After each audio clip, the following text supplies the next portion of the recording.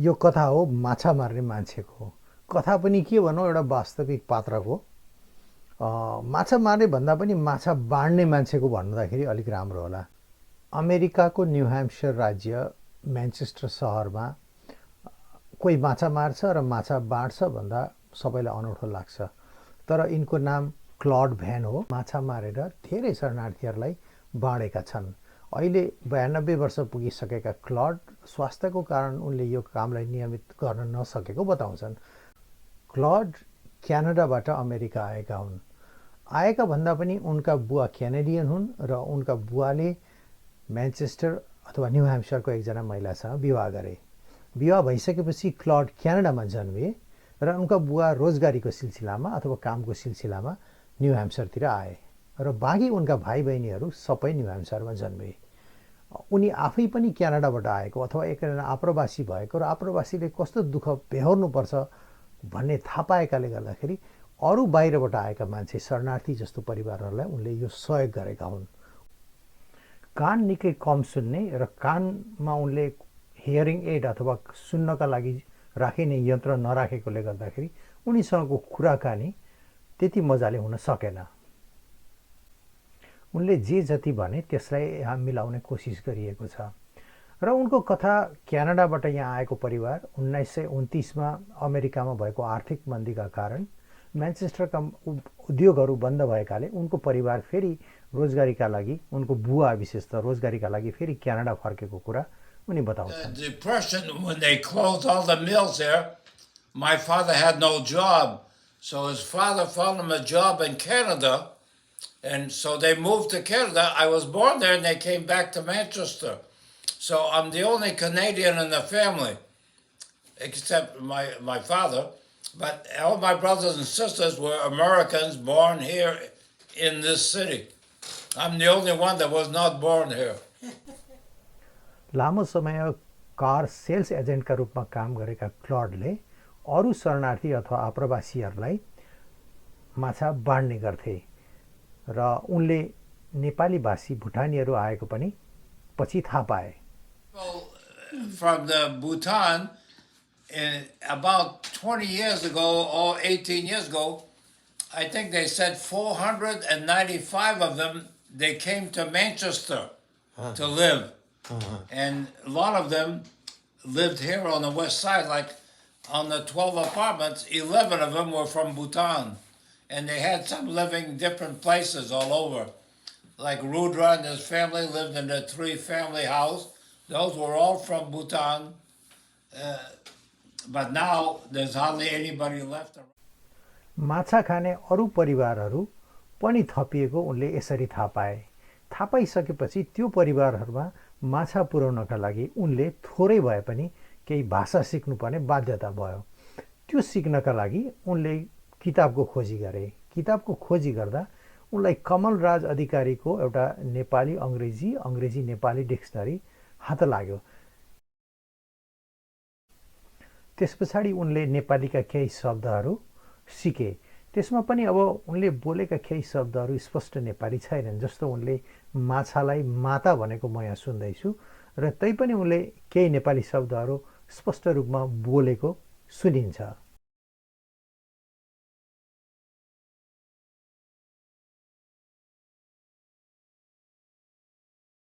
Over there that spoke English told me to go to the International Center to get a book so I could look up some words for them. So I did. I got the book from the girl at the International Center off Maple Street, and she told me it shows English, Nepali English, so I could look up the words for them. Yeah, it was very good. It helped me a lot. Well, I say, Ma raknu nimti mata harak din nimti cha mahina. Means I go for fish every day. I had to learn that. But anyway, when you greet them, you say, Namaste, tapelai kostocha, how are you? And all that. I don't remember all my words because I haven't spoken it for 2 years. And Nepali I learned with this book. So it's a lot of fun. Languages are a lot of fun.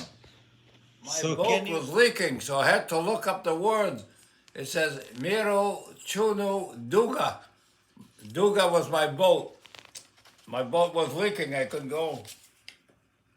Barelo Mata, Pahelo Mata. I had to tell them what kind of fish I had, and some of the people preferred one kind over another kind, which is fine. They ate everything I had anyway. But it was a lot of fun. It was a lot of fun. A lot of them used to come here if they weren't home to get the fish at night, you know. So it was all right. It was a lot of fun. I had a lot of fun with them. But in those days, about 15 years ago, they couldn't talk to the neighbors because most of them couldn't speak English. So with the book, I could talk to them and tell them what to do, you know. So it was a lot of fun. They were nice people. And the good part about them, they didn't make any noise. They didn't drink, like some of the neighbors. They were very nice people. I thought they were very nice people compared to some of my neighbors that I wish I didn't have. But anyway, the people from Bhutan were very good neighbors. Were very good neighbors for a lot of years. They work hard. They were, and they were very nice people. के गर्थ्यो त माछा ल्याएर बाँड्थ्यो नेपाली धेरै थियो 12 घरे थियो अनि अनि सबैलाई एक एक दिन ल्याएर दिन्थ्यो कत्रो कत्रो माछा हुन्थ्यो त मसँग बुझ्न भन्दा ठुल्ठुलो हुन्थ्यो कति तपाईलाई एकपल्ट दिएकोले कति छाक पुराउनु हामीलाई दिएको 2 छाक कि 3 छाक हुन्थ्यो अनि माछादेखि बाहेक अरू बुढा मान्छेले ल्याउने सब्जीहरू ल्याएर दिन्थ्यो मकैहरू बैगुनहरू एप्पलहरू अनि त्यो ठुलो खालको खुर्सानीहरू We gave him a lot of Yeah, one of my friend from Naswa, Yeah. they got her boyfriend got a farm, and they bring all kinds of vegetables over here. So we give it some. My husband will go call them over here. They give them some plastic bag, and they put what they want. They got corn, different kinds of vegetables. It was too much food for us. Yeah. And rather than waste it, I would go there and tell them, come over with your bags. Bring some plastic bags and pick up some food. It was all kinds of food. Some would take this, some would take that. But we give all the food away. Truck लिएर गइसकेपछि अब भरे म माछा ल्याउँछु माछा खाने हो भन्थ्यो होइन अनि खाने भनेपछि अनि बेलुका माछा चाहिँ अब त्यस्तै 5-6 बजीतिर माछा एउटा भए पनि ती डगलासमा ल्याउँथ्यो हाम्रो आमालाई चाहिँ विशेष गरेर माछा आएको छ भने गएर माछा माछा माछा भन्थ्यो होइन अनि ढोकामा ढकढक अनि आएपछि अनि दिन्थ्यो है बकेटमा लिएर आउँथ्यो कोही बेला एक बकेटै ल्याउँथ्यो तर अब माछा चाहिँ विभिन्न प्रकारको हुन्छ With my bucket of fish, and they would have their own buckets, and they would take whatever they wanted out of it, but they took everything every day. They had their own buckets. When I go there, they'd come out with their buckets, and different ladies would take the fish, and everything was gone. By the time I left, everything was gone. I didn't sort them out. I didn't tell them, well, you take this one or that one. They would go in the bucket and take whatever they wanted. And that was fine. It was okay. There was no problem. Matamanas, and they would come out. And if they didn't hear me, somebody from the apartment would go and tell the other apartment, hey, come and get the fish. So it was all right. It worked fine every day. आप्रवासी हुन् वा शरणार्थी सबैले जान्नुपर्ने दुईटा एकदम महत्त्वपूर्ण कुरा क्लडले यो कुराकानीको क्रममा भनेका छन् If they look back at the history, everyone in this country came from some other country. They were all refugees at one time or another. But some people think, well, they're better than others. No, everybody's the same. And if you can speak their language, you find out they got the same love for their family, work, and so on. Everybody's the same. But most of the time it's because they can't talk to them. That's wrong to get mad. Always remember your language and learn the new ones. It pays to learn new ones because you can get a better job.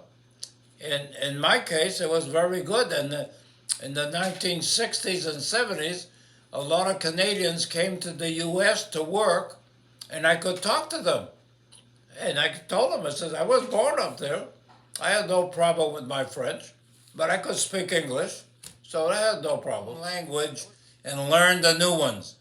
And that way you can speak to everybody. And if they laugh at you a little bit, later on you'll be able to laugh at them because they won't know your language. So it worked out very well.